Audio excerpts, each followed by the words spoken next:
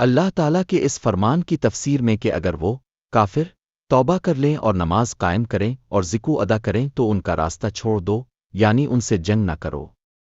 حدیث نمبر 25۔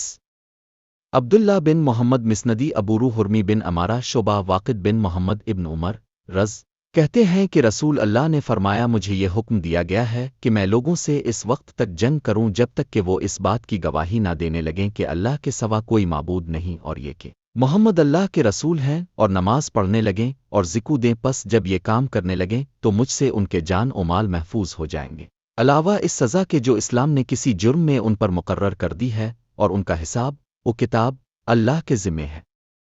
اللہ تعالیٰ کے اس فرمان کی تفسیر میں کہ اگر وہ کافر توبہ کر لیں اور نماز قائم کریں اور ذکو ادا کریں تو ان کا راستہ چھوڑ دو، یعنی ان سے جنگ نہ کرو۔ حدیث نمبر 25۔